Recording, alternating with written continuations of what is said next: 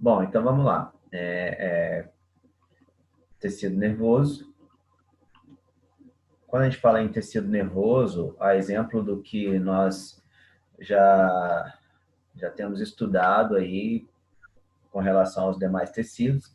Então, o tecido nervoso, ele é o tecido que configura-se como o principal responsável ali, o principal constituinte ali das estruturas do sistema nervoso, tá? Então, ele tem suas características particulares, próprias no que diz respeito ao tipo de célula, matriz, né, funcionamento, tá? Então, tem todas essas características ali particulares a cada um dos tecidos.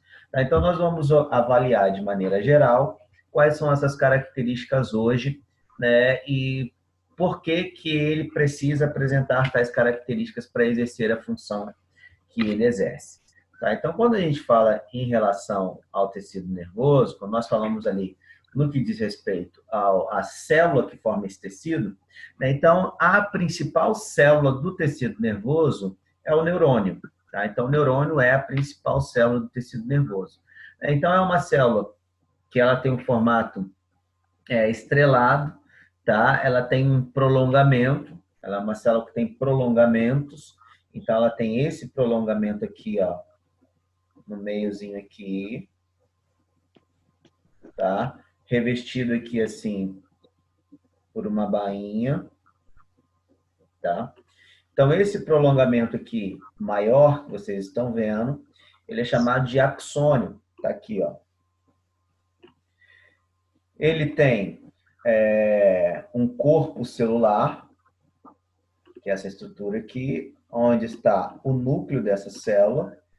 Ele tem outros prolongamentos saindo desse corpo celular que a gente chama de dendritos, tá?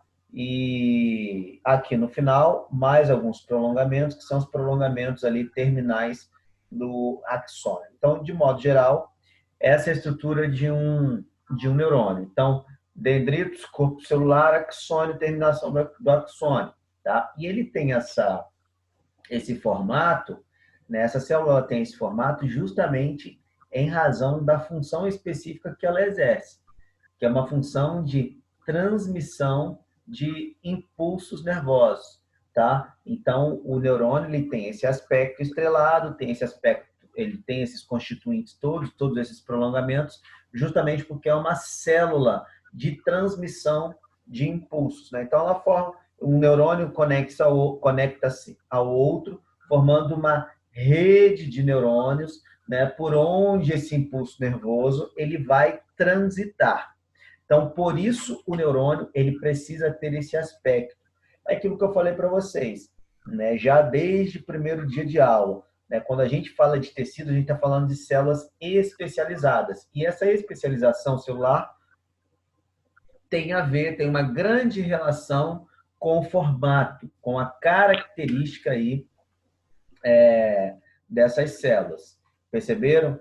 Então, essa é a característica aí dos neurônios que formam esse nosso tecido, que é o nosso tecido aí nervoso. Ok? Beleza? Claro para todo mundo? Então, vamos seguindo, tá? Sim. Deixa eu só apagar aqui.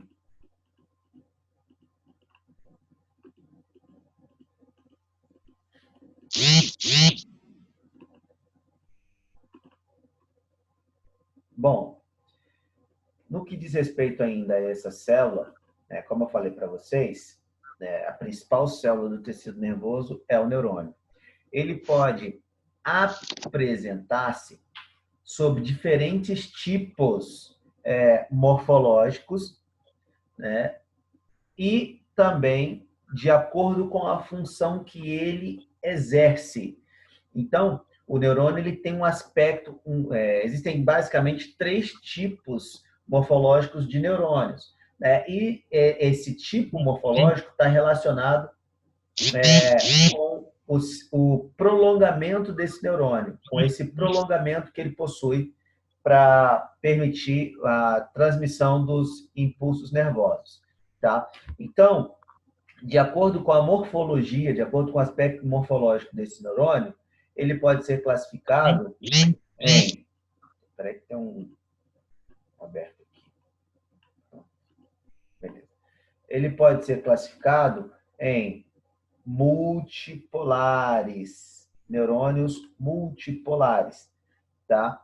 O que é um neurônio multipolar? É um neurônio que terá vários prolongamentos, tá? Para transmissão desses impulsos nervosos. Ele pode ser chamado também de neurônio bipolar, né?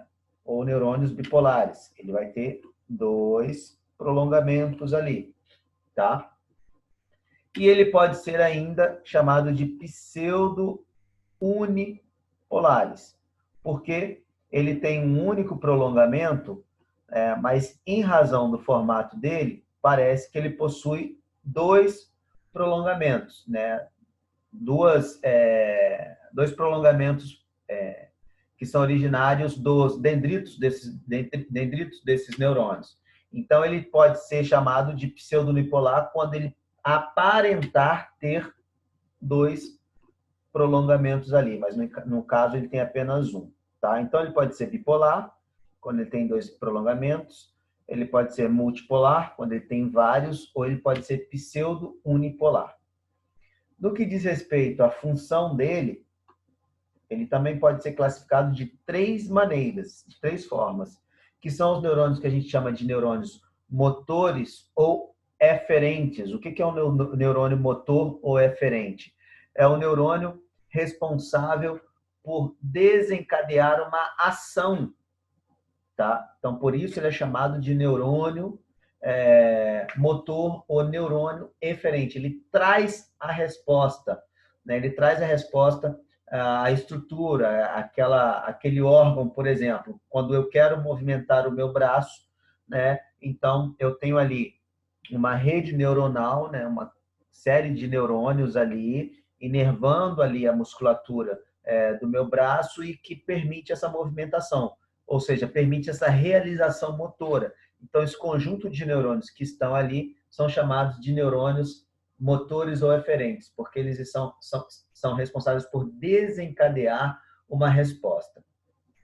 Um outro conjunto de neurônios que nós encontramos também são os neurônios sensoriais ou aferentes. O que é isso? São os neurônios que percebem ali as informações, que captam as informações, tá? E mandam para o centro de processamento nervoso.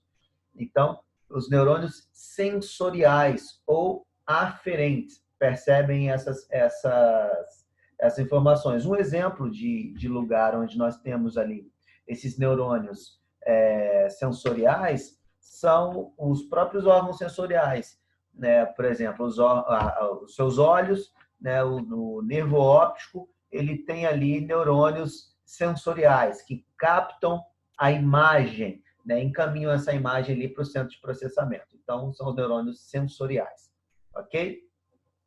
E um terceiro grupo de neurônios classificados de acordo com a função são os interneurônios. Os interneurônios, eles fazem a conexão entre o neurônio eferente e o neurônio aferente, ou seja, neurônio motor e neurônio sensorial. Então, ele faz essa interrelação, tá? Nós encontramos ali um grupo de neurônios, de interneurônios, por exemplo, na medula óssea espinhal. É isso, tá? Que medula óssea espinhal, desculpa. Na medula espinhal, tá? Ali que nós encontramos esses interneurônios fazendo uma comunicação entre neurônios motores e neurônios sensoriais, tá? Então, de acordo com a morfologia, nós temos neurônios multipolares, bipolares ou pseudo-unipolares.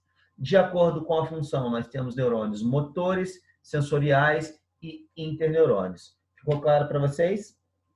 Professor, Fala, Ana. É, esses neurônios, assim, esses tipos morfológicos, por exemplo, multipolares, bipolares, tem a ver, tá ligado aí com essa função, por exemplo, o multipolar tem essa função, o bipolar tem essa função, ou não tem nada a ver? Então, tem uma função, tá relacionado não de forma direta com essa função, entendeu? Não de forma Entendi. direta com essa função. Tá? Então, nós encontramos aí esses tipos de neurônios em qualquer região aí do teu organismo. Nós podemos encontrá-los, tá? Tá, Qualquer legal, região do seu sistema nervoso, tá bom? tá. Deixa eu voltar aqui.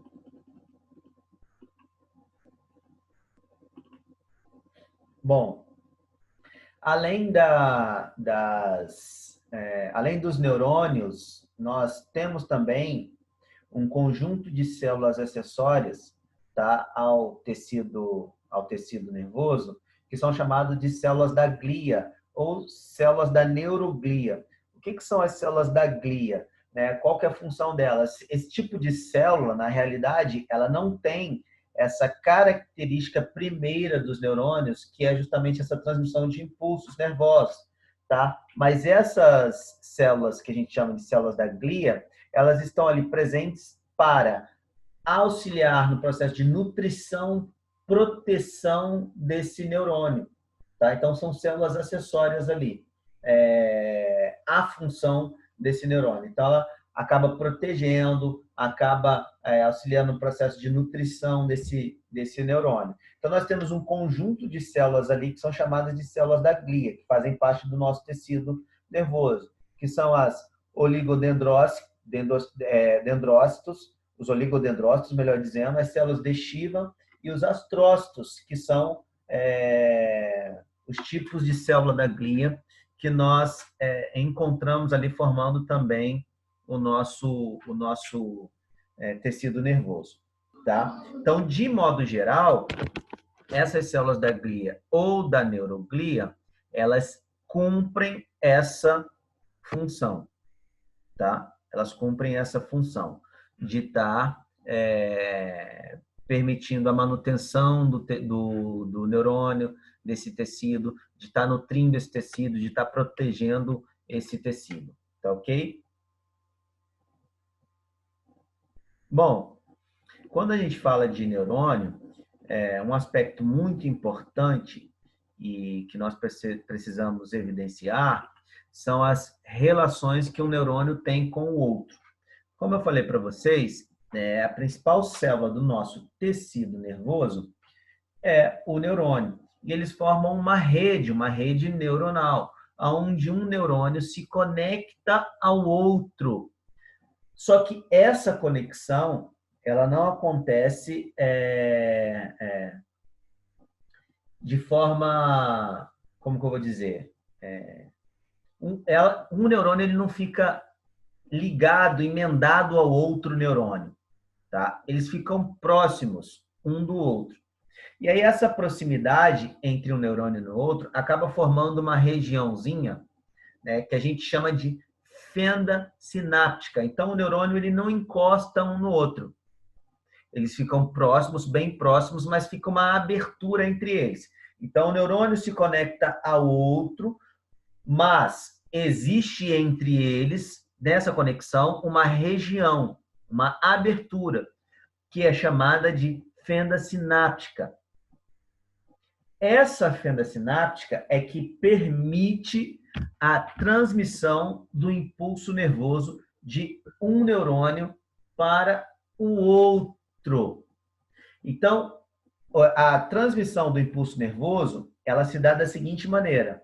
Ela começa pelos dendritos, passa pelo corpo celular, se prolonga pelo axônio, e aí vai para a terminação do axônio. Lá na terminação do axônio é que ela vai passar, esse impulso nervoso, ele vai passar para o próximo neurônio, ou seja, para o dendrito do próximo neurônio.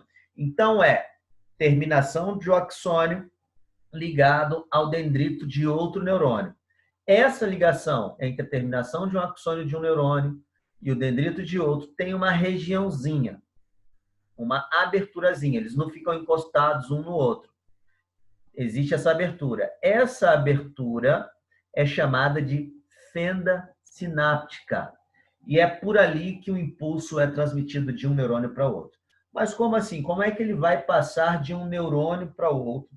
Se existe uma abertura, se existe uma fenda.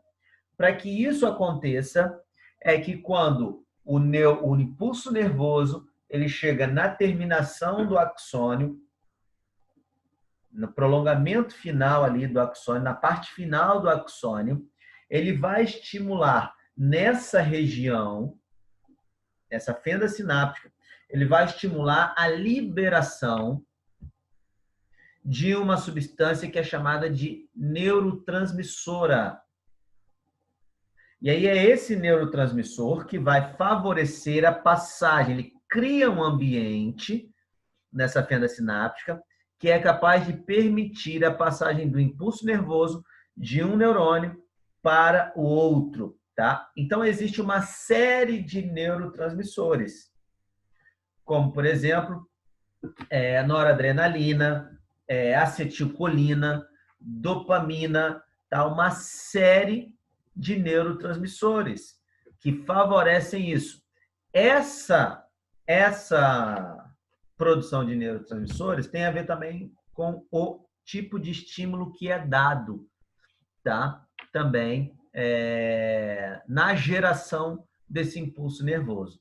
Então, quando o impulso chega no final, na terminação do axônio, libera-se, então, um neurotransmissor, que, em geral, pode ser acetilcolina, mas antes, além da acetilcolina, noradrenalina, dopamina, que podem ser liberados ali naquela região, tá?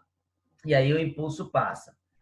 Quando nós falamos da questão alimentar, existem vários alimentos que interferem diretamente na produção de neurotransmissores. Vocês sabiam disso ou não? Não. Não, nunca pensei nisso. Nunca pensou nisso, né? Pois é. Mas existe uma série de alimentos que influenciam nessa transmissão, na liberação no estímulo da produção de neurotransmissores. Professor, tá? Uma criança nos primeiros anos da infância, assim que nasce, até uns 2 anos, se ela for malnutrida, né, vai ter alguma, eu não sei como eu digo, alguma anomalia, alguma deficiência nessa parte por não receber os nutrientes necessários? Com certeza, entendeu? A má nutrição vai influenciar, sim, no desenvolvimento desse tecido, como de qualquer outro, né? Dependendo do tipo de nutriente que faltar diretamente sobre esse tipo de tecido, e vai comprometer, sim, o funcionamento dele, né? Vai comprometer, sim, tá? Tá ok, obrigada. Então, como eu estava falando para vocês, vocês já ouviram dizer que tem alimentos que viciam? Já ouviram falar? Sim. Já ouviram falar que tem alimento que vicia? Vocês conhecem algum? Sim. Açúcar, café. Açúcar, café. Mais algum? Adoro café. Mais algum? Coca-Cola, quem gosta de tomar, né? Coca-Cola. Mais algum? Chocolate. Oi? Chocolate, né? Né? Chocolate. Muito bem, né? Bom, e vocês sabem... Professor, Pode falar, Ana. Não sei se tem alguma coisa a ver, mas, por exemplo, época de menstruação.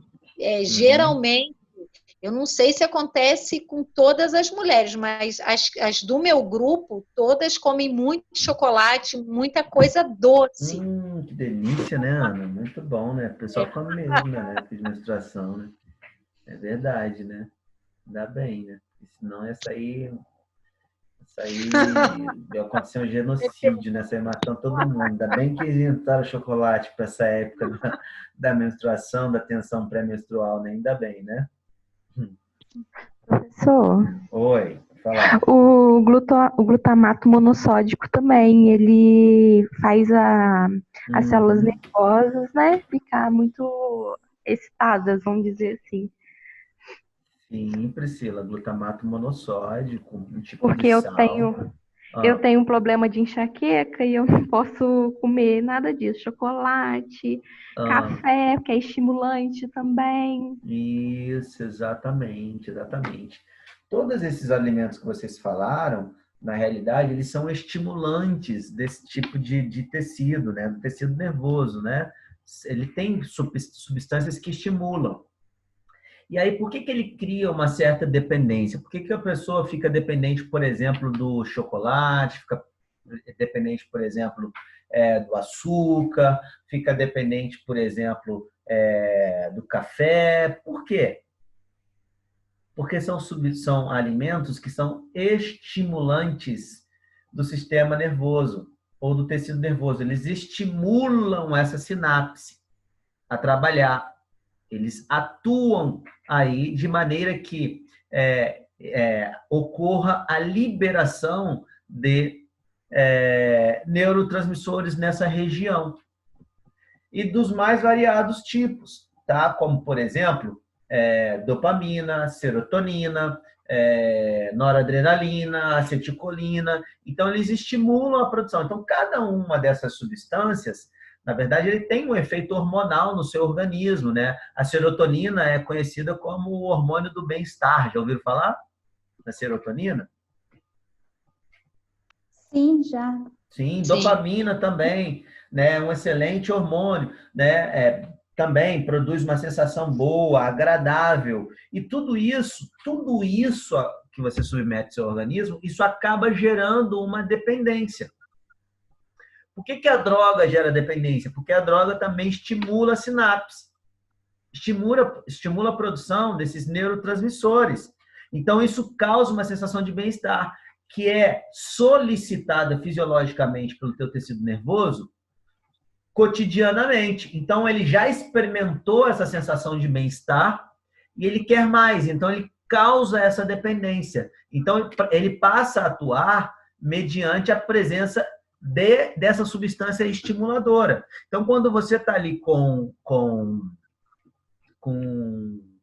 TPM, tu vai lá comer o chocolate e aí você se sente melhor. Por quê? Porque o chocolate, ele atua liberando dopamina, ele atua liberando serotonina, né? Estimulando a produção dessas substâncias no seu organismo. Isso vai criando uma dependência. A mesma coisa acontece com açúcar, a mesma coisa acontece com alimentos muito gordurosos, tá? O queijo também gera dependência, né? Então, tudo isso são alimentos que vão gerar dependência em razão do estímulo, da sensação boa que ele produz sobre o seu sistema nervoso, sobre o seu tecido nervoso.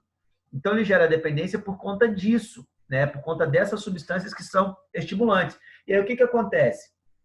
Né? Produziu ali, a sinapse fica ligada, né? Quando a gente fala ali de... isso eu não estou dizendo só em questão de alimento, não. Várias outros fatores também vão gerar essa dependência. Né? Você já ouviu falar nas pessoas que são viciadas em adrenalina?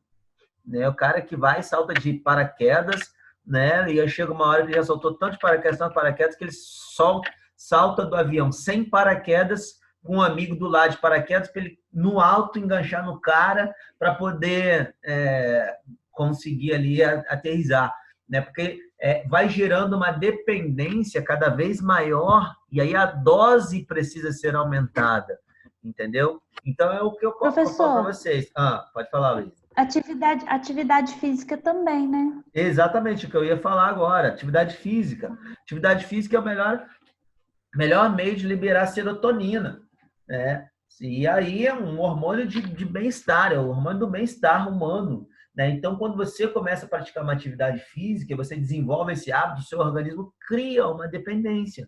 E aí você agora precisa praticar cada vez mais. Eu, né, comecei pedalando na minha vida, né? Praticando atividade física, pedalando ali. Né? já pedalei bastante, já fui para Juiz de Fora pedalando, já fui em Mangaratiba pedalando, já pedalei muito na minha vida. Né? Hoje eu pedalo ainda, continuo pedalando, mas do pedal eu já fui para academia, da academia eu já fui para o tênis, do tênis já fui praticar outras atividades, já fui praticar natação, já fui praticar corrida. Então hoje a minha demanda de atividade física é muito maior. Por quê? Porque foi um hormônio que foi sendo estimulado, produzido no meu organismo, um hormônio do bem-estar. Né?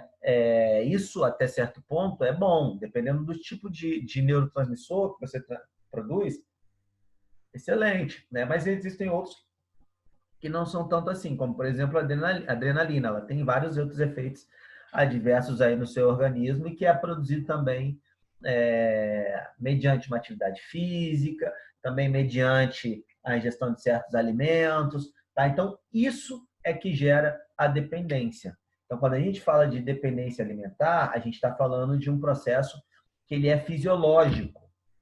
Tá? Então, não adianta você falar para o cara, esse cara pegar uma caixinha de chocolate, o cara começar a comer uma caixinha de chocolate, ele dá uma caixinha de bis pro cara. Eu duvido que o cara consiga parar sem comer a caixa de bis inteira. É muito difícil. Né? Tem que ter um autocontrole muito grande. Né? Então, é muito difícil por conta disso, porque libera produção de neurotransmissores que vão produzir um certo bem-estar ao teu sistema, ao teu tecido nervoso. E aí você quer manter aquilo ali, teu organismo quer manter aquilo ali, e aí então você quer cada vez mais. A mesma coisa é a cafeína. A cafeína estimula a sinapse, sabe? Ela deixa a sinapse ligada ali, deixa em alerta, né? Então, a produção ali de noradrenalina, deixando a sinapse ali ó, acesa, ligada. Por isso o cara ingere cafeína, né? E aí o sono passa e tal, ele fica com disposição, fica animado, porque é vasodilatador, né? Aumenta a frequência cardíaca, aumenta a frequência respiratória, por isso que não é importante você ter em mente isso, né? Você precisa tomar cuidado com alguns alimentos, né? Com alto teor de cafeína, né? As pessoas que usam muito pré-treino aí, né? Eu fiz uma vez orientei um trabalho da nutrição nesse sentido, né? A utilização de cafeína como pré-treino, né? Então a gente precisa tomar cuidado nesse sentido, né? Porque está sempre estimulando, está sempre deixando ligada, né? E não é assim. Uma hora precisa desligar, uma hora precisa relaxar, uma hora precisa entrar no seu estado basal, enfim. Então, a gente precisa atentar para isso. Então, existem alguns alimentos que vão influenciar direto aí nos neurotransmissores, alguns alimentos que vão causar dependência, sim, tá? E é uma dependência fisiológica, tá? Uma dependência fisiológica. Eu vi um estudo uma vez aí, que foi feito nos Estados Unidos. Existe uma substância que eles aplicam em pessoas que são dependentes ali da heroína, né? Ele é um bloqueador do centro nervoso, das regiões sinápticas ali. E essa mesma droga que é usada em pessoas que são viciadas em heroína, ela foi aplicada em pessoas viciadas em chocolate. E aí essas pessoas viciadas em chocolate perderam imediatamente o desejo de comer o chocolate. Para vocês verem, né, a dependência que isso causa. Existe até a terminologia, né? O chocólatra. Chocólatra é aquele cara viciado em chocolate. Uma analogia ao alcoólatra, porque o álcool também faz a mesma coisa com a sinapse e causa essa dependência. Tá? Então, a gente precisa tomar cuidado aí em relação a isso, né? Você vai ver que tem muita gente que defende chocolate, gente que não defende, gente que defende café, gente que marreta café. Professor. Enfim, a questão é achar o meio termo. Fala, Ederson. Desculpa interromper. Então, a dependência ela é uma só, né? Independente para qualquer tipo de substância. A dependência exatamente, a dependência é uma só. Tá? O que vai diferenciar é a substância que está estimulando a dependência. Entendeu? O cara vai beber café, vai ser dependente de café e tal. É o tipo de estímulo, sabe? Igual, por exemplo, quando você fala do álcool, o álcool ele bloqueia a sinapse. Então, ele faz com que os impulsos eles fiquem mais lentos, eles passem de uma forma mais devagar. É onde o cara acaba perdendo o sentido, sabe? Vê, Aham, vê, mas não enxerga, escuta, mas não ouve, entendeu? Perde a aham. sensação de equilíbrio. Então, a sinapse, a transmissão do impulso nervoso fica mais lenta.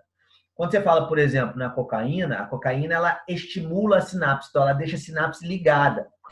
É onde o cara fica todo eufórico, elétrico. A mesma coisa acontece com êxtase, entendeu? Então, a mesma coisa, o mesmo princípio, a gente aplica também ao alimento. A cafeína estimula, entendeu? Vai deixar Sim, estimulada ali a tua sinapse, vai deixar você ligado, você vai ficar com disposição, enfim, tá? Já o chocolate, né, vai te causar uma sensação de, de, de bem-estar, de tranquilidade, de relaxamento, entendeu? Então, basicamente, essa dependência é o mesmo princípio. O que vai diferenciar é o que está estimulando, né? Qual é a substância estimuladora. É isso, entendi. Então, entendeu? cada substância, então, ela age de uma forma diferente, né? Sim, Independ... Mesmo sabendo que o vício ele é um só. isso, exatamente. Dependência. Porque o que acontece? Cada substância, né, ela vai estimular a liberação de um tipo de neurotransmissor, entendeu? É isso que vai Entendi. acontecer, tá? Então é isso que vai causar a dependência. Porque se eu estou estimulando sinapse, eu gostei de ficar assim, meu sistema, meu tecido nervoso, ele vai gostar, entendeu? Ele vai gostar e vai querer mais, e cada vez mais você vai precisar aumentar a dose, né? E vai precisar estimular mais, porque essa dependência ali, a tendência é só aumentar. O cara não começa, o alcoólatra, ele não começa como alcoólatra bebendo 3 garrafas de pinga por dia, entendeu? Não vai fazer Entendi. isso. Ele começa alcoólatra bebendo 1 copo, 2 copos por dia, entendeu? E aí o tecido vai acostumando, né? Vai ali se adaptando, e aí vai havendo a necessidade de aumentar a dose. Estava falando para vocês aí da influência da alimentação sobre a questão da transmissão do impulso nervoso e a causa de dependência, né? Porque que alguns alimentos ali acabam trazendo uma dependência fisiológica, né? Está relacionado ali à produção de alguns hormônios, de alguns neurotransmissores ali importantes, tá? Então, eu falei para vocês, né, os hormônios do bem-estar, né? O hormônio do bem-estar, serotonina, dopamina, endorfina também é um hormônio, né, que está relacionado ao alívio da dor, né? Ocitocina também é outro hormônio importante. Então, são algumas substâncias que são produzidas por diferentes atividades, né? Nós podemos produzir esse tipo de substância no organismo e vai influenciar direto na transmissão desses impulsos nervosos aí, tá? Bom, como eu falei para vocês, quando a gente fala de impulso nervoso, nós estamos nos referindo a uma corrente elétrica que é passada, né, de um neurônio para o outro. Então, ela entra ali pelos dendritos, passa pelo corpo celular, vai pelo axônio, e aí passa de um neurônio para o outro. Tá? Então, aqui nós temos representado, né, o mecanismo de transmissão desse impulso nervoso. Tá? Quando a gente fala do neurônio, eu falei para vocês de forma muito geral, mas agora eu vou detalhar um pouquinho. O neurônio, ele tem um prolongamento axônio e em alguns axônios nós encontramos um revestimento, tá? É uma bainha que a gente chama de bainha de mielina. É como se fosse uma capa isolante desse axônio, como se fosse uma capa isolante desse axônio. Então, ao considerar o axônio, do lado de fora dele, em geral, existe uma carga que é uma carga positiva. E do lado de dentro dele, em geral, existe uma carga que é uma carga negativa. Essa carga está relacionada com os sais de potássio e os sais de sódio, né, que interferem nesse mecanismo de transmissão de impulsos nervosos, tá? Então, quando a gente fala de um potencial de repouso, aqui nós vemos que no repouso, isso aqui é um neurônio onde não está sendo transmitido nenhum impulso nervoso, tá? Nenhum impulso nervoso. Ele está em repouso. Quando ele é excitado, olha o que acontece. Ocorre a entrada de sódio e a saída de potássio. Então, essa polaridade, ela é invertida. Então, a parte de fora fica agora negativa e a parte de dentro fica agora positiva. Isso vai acontecendo em regiões daquele axônio. Ele não acontece em todo o axônio de uma vez. Ele vai acontecendo em regiões. Então, acontece a despolarização, que a gente fala. Então, aqui a gente diz que ele está polarizado. Aqui a gente fala que ele está despolarizado, porque inverteram-se as cargas. Carga negativa do lado de fora, carga positiva do lado de dentro. Então, essa despolarização ela vai acontecendo em regiões à medida que esse impulso elétrico, esse impulso nervoso, ele vai passando pelo axônio. Então, vai havendo uma mudança dessa carga. À medida que o impulso passa, essa carga retoma o estado de repouso anterior. Então, ele repolariza. Funciona basicamente assim. A transmissão do impulso nervoso é uma constante de despolarização e repolarização.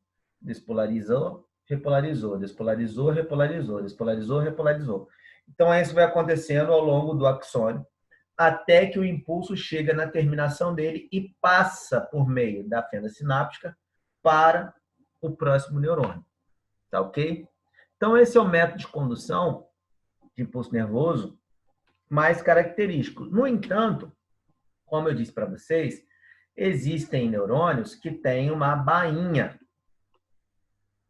Olha só, essa bainha. Vocês estão vendo aqui que é chamada de bainha de mielina.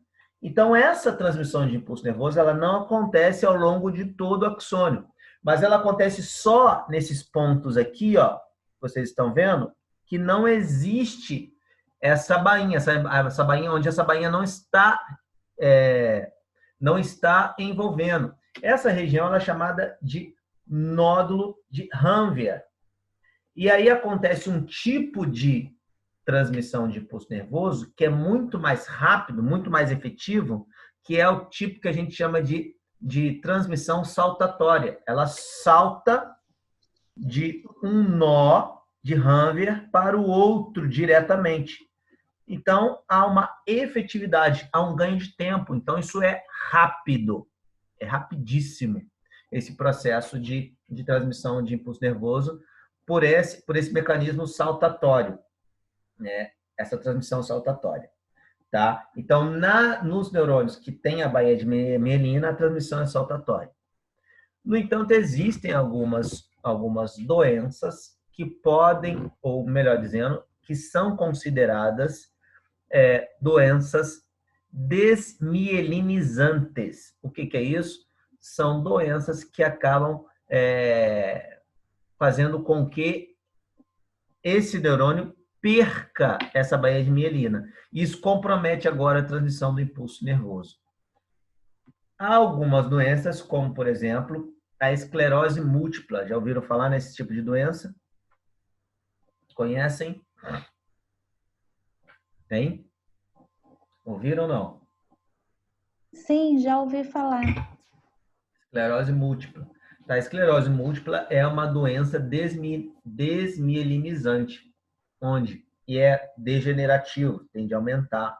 Então, a pessoa vai perdendo ao longo da vida a bainha de mielina desses neurônios e, com isso, a transmissão fica comprometida, fica debilitada e ela começa a sofrer uma série de sequelas por conta dessa perda da bainha de mielina, tá? Então, é comum que ela fique cega, comum que ela perca os movimentos, que ela perca o controle sobre o esfíncter, né? Então perde esse controle sobre a urina, né? Sobre tudo, tá? Ao longo dos anos. E é uma doença que eu falei para vocês, que é uma doença degenerativa, então a tendência é aumentar, né? O grau de lesão vai aumentando até que chega o momento que o indivíduo vai a óbito, né? Então é uma doença que você não tem regressão.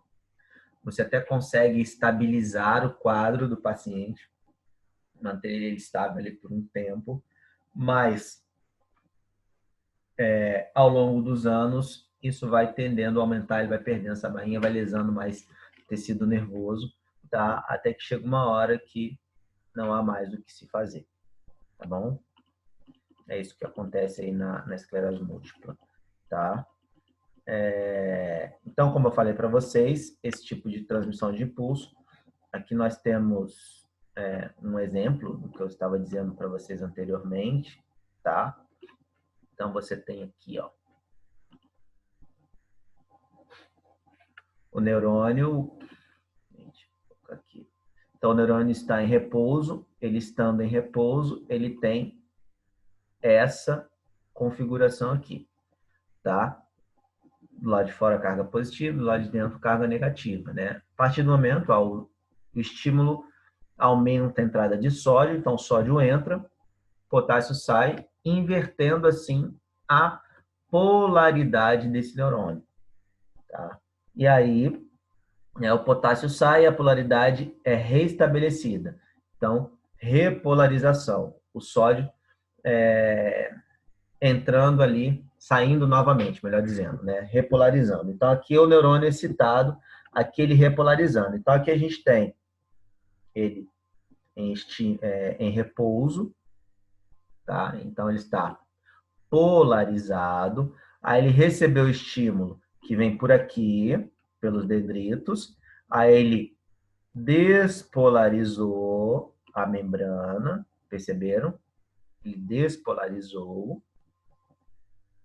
E isso acontece nas regiões, né? Não acontece em todo o axônio de uma vez, né? Então, à medida que o impulso passa para a próxima região do axônio, essa região aqui foi repolarizada. E assim vai até chegar na terminação desse axônio, passando para o próximo neurônio. Ok? Beleza? Então, o próximo esqueminha aqui, ó, é uma representação de como isso acontece. Eu falei para vocês, ó. Então, ele está polarizado, tá? Então, a membraninha polarizada aqui. Ah, aqui não está passando ele. Não sei porque. Ah, passou. Estão vendo aí, ó? Então, ele vai receber o estímulo, vai fazendo esse movimento aí. Então, vai de entrada de sódio, saída de potássio, entrada de sódio, saída de potássio, despolarização e repolarização. Então, ele está em repouso aqui, despolarizou, aí novamente aqui, ele repolarizou aqui, ó, tá? É isso que ele vai fazendo até chegar no finalzinho lá da terminação do axônio e passar para o próximo neurônio. Ok? Ficou claro para vocês aí? Tudo certo? Alguma dúvida? Dúvidas? Não, por enquanto não, professor. Por enquanto não? Então tá bom, se por enquanto não tem dúvida, tá bom. Depois, se surgir alguma, depois você me fala, tá? Mas esse sistema eu acho que é o mais complicadinho. Quem falou? Esse tecido, a Josi. Ah, Josiane. Você achou, Josiane? Eu achei. Achei. Tem uns detalhezinhos a mais, né? Essa questão aí da polarização. Nossa, na cabeça. Isso, é só a inversão dos polos ali da membrana, né? Da bainha da membrana do axônio ali. É só isso. Era positivo, ficou negativo. E vai acontecendo isso ao longo da transmissão de impulso. Mas vocês deverão estudar isso também em anatomofisiologia. Não sei se já estão estudando, já viram, né? Já estão estudando? Estão vendo também? Não, o sistema ainda nervoso? Não, ainda não. Não, ainda não. Ah, É porque ele entrou, acho que agora no muscular. sim. Então, o próximo deve ser esse. Tá bom? E aí vocês vão ver mais alguns detalhes aí. Tá joia? Tá, joia. Então tá bom, meus queridos. Foi um prazer, tá? Aí eu vou disponibilizar para vocês. De repente a gente faz uma revisão semana que vem também. Vou passar algumas atividades. Tá joia? Tá? Aí, por favor, Tá professor, joia, obrigada. Então tá joia. Tá? Obrigada, professor. Obrigada. Boa Nada. noite. Um abraço. Tchau. Boa noite. Tchau. Beijo aí Beijo pra pra vocês. Boa noite, todos. professor. Boa Tá, noite, boa gente. noite. Tchau. Obrigada. Tchau.